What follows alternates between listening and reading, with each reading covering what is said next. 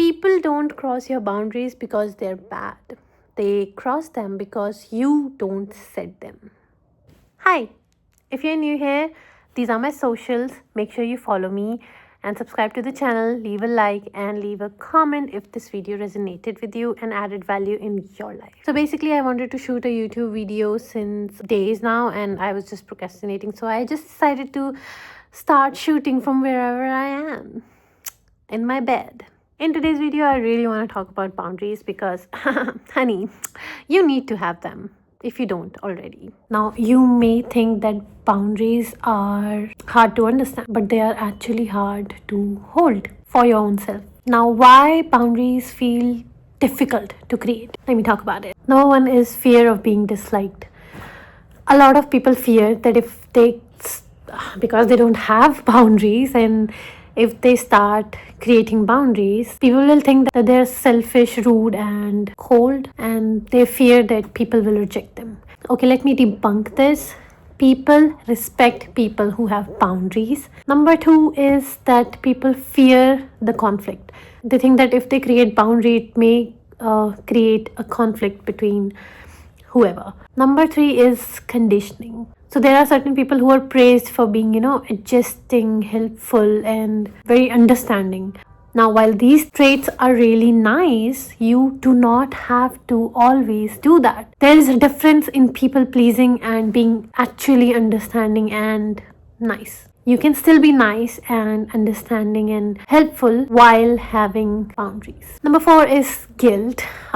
Yes, saying no feels like you're doing something wrong. And it's only because you're not supposed to saying no. You are used to being a yes man. The feeling of communicating the boundary initially feels very difficult. So that no that you want to say for something, it's just so difficult. Okay, before we move ahead, one thing that I've realized is that we avoid creating boundaries because we are trained to abandon ourselves instead of upsetting other people. Creating boundaries is basically standing up for yourself. That is something that is just not taught growing up, and that's very important to learn. What's the cost of not having boundaries? You question your self-respect. It really drains you. A certain type of resentment is built inside of you because you do not have boundaries and people keep crossing them, and it just makes you very unsettled. So you over explain and really take it to your self-worth and things like that. Now, what are boundaries and how can you start creating these boundaries? And don't worry, if you're someone who does not have clear boundaries with people, you can start from wherever you are. Good thing is that you realize that you do not have boundaries and you need to create them. So in order to create boundaries, you need to start small. It is not something that you announce, oh, I have boundaries, please respect them.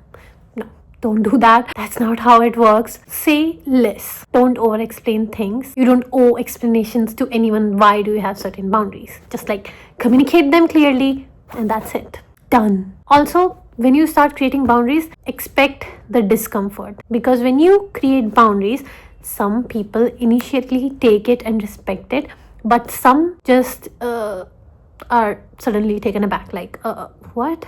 Because there were certain things you used to agree to earlier, but now you are a changed person and they do not get it. So give people time and expect that discomfort. It's not that big of a deal. And also let people react to your boundaries, and the reaction is actually data. Most people, first of all, respect the boundaries. If there is someone that reacts and just do not agree with that and gets upset, that's data how much that person respects you. And you are not going to explain your value to someone else just because they do not understand it the first time. No explanations. That's it. So let's talk about what type of boundaries are there. Number one is emotional boundaries. You're feeling a certain way, so you just communicated that, hey, I'm not in a good headspace right now, can we talk about it later, I need some space. But be very kind and gentle about it.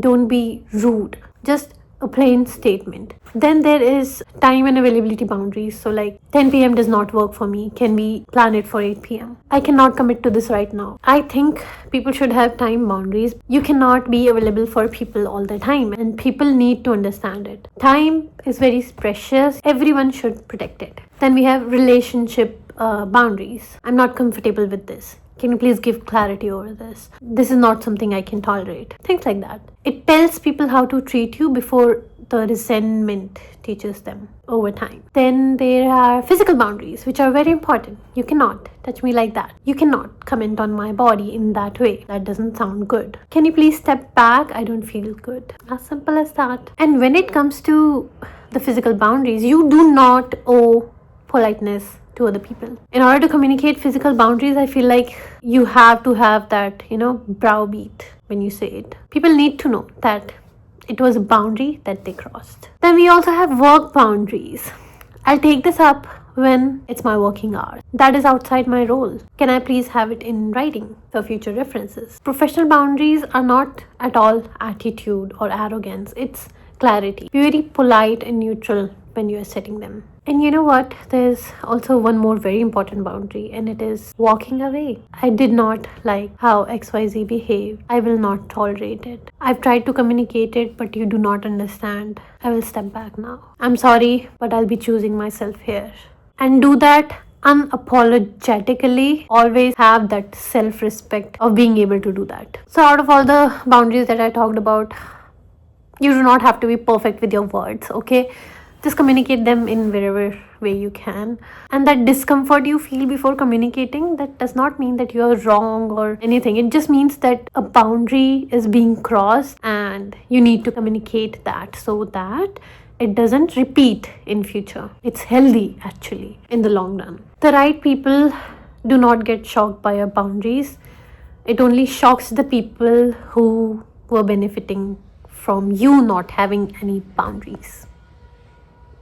Okay, so there are certain reasons why I think that boundaries are really important in each and every person's life. It makes life really easier for you. You will stop resenting people, like saying yes to something and then silently being angry that why did I say yes and things like that. People take you more seriously because you respect yourself, and by doing that, by setting the boundaries, you really tell people that you are someone who respects themselves. So other people also respect you. They know that you're not someone to play about. You will feel emotionally safer, no anxiety, overthinking, and things like that. Your trust in yourself will be better. Setting boundaries really builds that muscle of self-trust and self-respect, and eventually you will attract healthier dynamics. That means people who respect you and your boundaries and everything about you. And also, like, energetically you will be with yourself. One last thing, the moment you choose yourself and set boundaries, it may feel